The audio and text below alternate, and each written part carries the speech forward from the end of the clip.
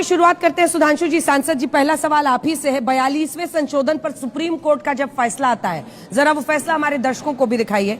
2020 में 42वें संशोधन को जब चुनौती दी गई तो सुप्रीम कोर्ट ने याचिका खारिज कर दी और उन्होंने कहा कि समाजवाद का अर्थ है कल्याणकारी काम करना। ऐसे में जब कल्याणकारी इसका अर्थ है और आपकी सरकार भी कहती है कि ज्ञान आपका फॉर्मूला है जिसमें सबसे पहले जी आता है, गरीब, युवा, नारी, ये सब आते हैं, ऐसे में क्यों हटाना चाहते हैं? और अगर आपकी नीयत साफ थी तो 5 साल अटल जी की सरकार थी, 10 साल आपकी पूर्ण बहुमत की सरकार थी, तब क्यों नहीं हटाया? यहां किसी चीज को हटाने का विचार नहीं है, यहां किसी चीज को याद दिलाने का विचार है। 42वां संविधान संशोधन कब हुआ था? जिस समय पूरा विपक्ष जेल में था, एक चीज, 1 लाख लोग जेल में थे, एक चीज, सारे मानवाधिकार सस्पेंडेड थे, तीसरी चीज, और सबसे मूल मानवाधिकार क्या होता है? जिंदा रहने का हक। 28 अप्रैल 1976 को ADM city Jabalpur versus Shivakant Shukla case में जस्टिस एचआर खन्ना पूछते हैं गवर्नमेंट के सॉलिसिटर जनरल से कि जो आप कह रहे हैं इसका मतलब यह हुआ कि अगर कस्टडी में किसी को गोली मार दी जाए तो कोई रेमेडी नहीं है? तो जानते हैं mister Niren day, solicitor general of the government of India, यानी गवर्नमेंट ऑफ इंदिरा गांधी, क्या कहते हैं? यस मिलॉर्ड, अगर गोली भी मार दी जाए तो आप सिर्फ देखते रह सकते हैं क्योंकि आर्टिकल 21 सस्पेंडेड है, यानी जीने का भी हक नहीं है।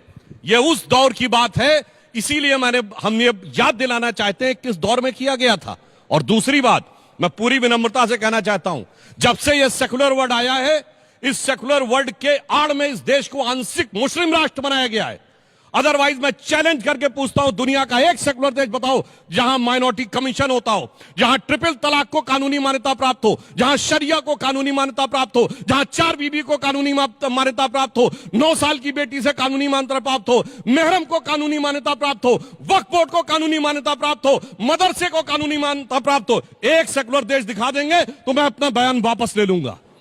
और दूसरा मैं बताना चाहता हूं, कॉन्स्टिट्यूएंट असेंबली में ये नवंबर 1948 में यह विषय आया, शायद हमारे साथियों को पता हो या ना पता हो, मिस्टर केटी शाह ने यह विषय रखा कि सेकुलर वर्ड होना चाहिए।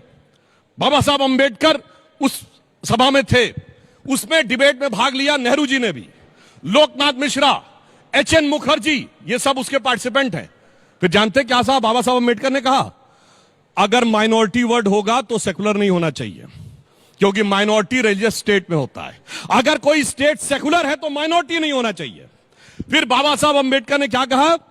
उन्होंने कहा चूंकि नेहरू जी का बहुत आग्रह है कि माइनॉरिटी होना चाहिए, इसलिए सेकुलर वर्ड नहीं होना चाहिए। बाबा साहब अंबेडकर के कॉन्स्टिट्यूशन में उसे रिजेक्ट किया गया, मगर संविधान की आत्मा कुचलकर, उस समय जिसे संविधान की आत्मा कहा गया था, प्रेम्बल ऑफ द कॉन्स्टिट्यूशन, संविधान की उद्देशिका, उसको बदलकर संविधान की आत्मा बदली गई। और किसके कहने बदली गई? मैं एक और बात भी कहना चाहता हूं, सिर्फ मामला अंदरूनी नहीं था।